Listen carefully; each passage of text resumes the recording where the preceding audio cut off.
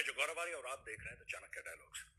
दोस्तों, रोजोबोरॉन एक्सपोर्ट एक Russian company है जो बनाती है Su-57E fifth generation fighter aircraft. ये तो बात आपको सबको पता है, लेकिन एक बात जो 2 दिन पहले आई थी, just 24 hours before Donald Trump announce that India will get F-30, उनको पता था रशियंस को कि यार ये कुछ करेगा ऐसा। उनको पता था कि he will make some offer. अच्छा, रशिया अपनी इक्विपमेंट भारत को आज से नहीं 70 सालों से भेजता आ रहा है और बेचता आ रहा है, और 65% of all our military hardware is Russian in origin. ये बात सच है। अच्छा दोस्तों, यहां पे अमेरिका का ये कहना कि हम F-35 भारत को देंगे, तो कई लोगों का मिक्स्ड रिएक्शन है इंडिया में इसको लेके। कुछ लोग कह रहे हैं वेरी गुड यार, बहुत ही शानदार चीज है, क्या बात है यार, अमेरिका ने क्या स्टेप लिया है और इंडिया की डिप्लोमेसी कामयाब हो गई। लेकिन कई ऐसे भी लोग हैं, जिसमें शामिल कई एयरफोर्स के वेटरन्स हैं, जो कहते हैं यार ये दो मुई तलवार है, this is a twin edge sword. लेकिन फिर भी मैं एक बात बोलूंगा, I will repeat one thing again and again. और एक बात आप लोग भी ध्यान रखना दोस्तों, कि जब भी कोई हथियार खरीदते हैं, हम लोग जनरली टेक्निकल टर्म्स में सोचने की हम लोगों की आदत है कि यार अच्छा इसमें कैसा फायर पावर है, इसमें स्टेल्थ कैपेबिलिटीज क्या है। लेकिन कई बार जब आप मिलिट्री इक्विपमेंट इंपोर्ट करते हैं या किसी और देश से लेते हैं, आप उसका इस्तेमाल करते हैं उस देश के साथ अपने संबंध और बेहतर करने के लिए। मेरा ये कहने का मतलब है कि हर समय जो मिलिट्री की इक्विपमेंट आप या हथियार आप बाहर से खरीदते हैं, it does not always mean that this is the best weapon. ये सच है, ये ऐसे ही होता है। अब लोग बोलेंगे साहब ये तो बड़ा कंट्रोवर्शियल स्टेटमेंट है, आप क्या बात कर रहे हैं, लेकिन यही सच है।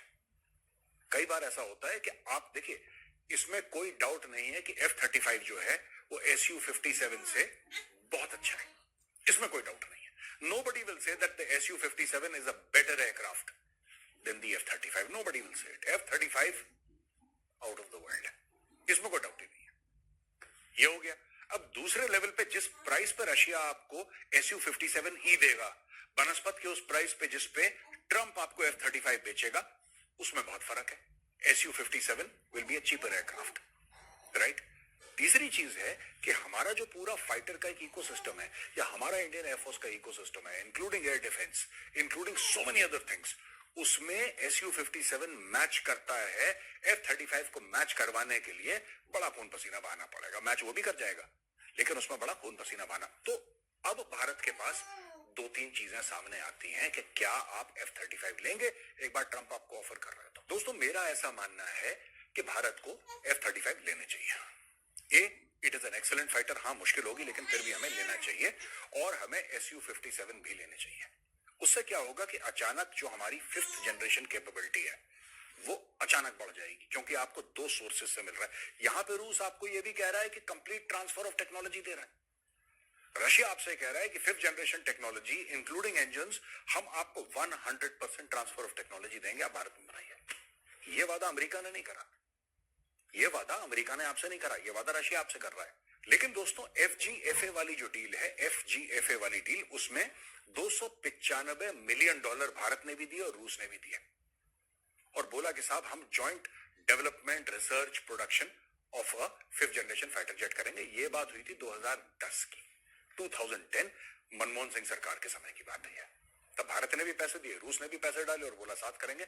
Later on India pulled out, बाद में इंडिया ने पुल आउट कर दिया, क्योंकि यहां पे प्रॉब्लम हो रही थी ट्रांसफर ऑफ टेक्नोलॉजी की। यानी कि यही रूस इसी फाइटर प्लेटफॉर्म के लिए पहले हमें मना कर चुका है। आज की तारीख में यही रूस हमें यही फाइटर प्लेटफॉर्म दे रहा है और कह रहा है कि ना सिर्फ हम तुम्हें बेचेंगे, हम तुम्हें कंप्लीट ट्रांसफर ऑफ टेक्नोलॉजी कर देंगे। ये दिल कैसे बदला यार। हाँ, रशिया हमारा एक बहुत रिलायबल वेपन सप्लायर रहा है, बहुत रिलायबल दोस्त रहा है। यूनाइटेड नेशंस की बात कर लीजिए, जनरल असेंबली की बात कर लीजिए, सिक्योरिटी काउंसिल की बात कर लीजिए, रूस हमारे साथ हर समय खड़ा है। लेकिन आपको एक और बात बताता हूं कि आज की तारीख में भी अगर भारत को ब्रह्मोस किसी और देश को बेचना पड़े, तो पहले आपको रूस से परमिशन लेनी पड़ेगी। जो रूस ने वादा करा है Su-57 का, और अगर वो वादा सच है तो ये बहुत बड़ी चीज है दोस्तों। अब दोस्तों, आप पूछेंगे कि क्या फिर ये सब इस परिप्रेक्ष्य में, इस कॉन्टेक्स्ट में देखने के बाद क्या हमें F-35 लेना चाहिए? मैं कहता हूं बिल्कुल लेना चाहिए। आप 2 या 3 स्क्वाड्रन लेके रखें, अमेरिका से बोले चलो अमेरिका फ्लाईवे कंडीशन में दे रहा है, या अमेरिका कह रहा है कि कुछ पार्ट उसका इंडिया में बनेगा, हम आपको F-35 की टेक्नोलॉजी नहीं देंगे, that's okay, we should still have it, right, we should still have it. और क्यों, ये भी मैं आपको समझाऊंगा। वहां पे आप Su-57E भी रशिया से लीजिए और रशिया से कंप्लीट ट्रांसफर ऑफ टेक्नोलॉजी करवाइए। कल यही आपके एमका का जो प्रोजेक्ट है ना, आपका 5th जनरेशन का प्रोजेक्ट, वो भाई एमका में बहुत आपको इसमें मदद मिलेगी, बहुत सपोर्ट मिलेगा एमका में। Just imagine Russia is saying that you give us the money, you give us the orders, we will give you complete transfer of technology. This complete transfer of technology is what we require in our country. हम लोग सब कुछ बना लेंगे, right, fighter engines बनाना एक बड़ी टेढ़ी खीर है दोस्तों। अब मैं मेन मुद्दे पे आता हूं, राइट, कि हमारी जो स्क्वाड्रन स्ट्रेंथ है, आपने अभी कुछ दिन पहले आपने वो देखा होगा, air chief marshal A P Singh sahab ने जो कमेंट्स दिए थे HAL को लेके, right, and I mean hats off to him यार, I salute the air chief. बोलना चाहिए आप ये, क्योंकि tomorrow you expect him to fight a war.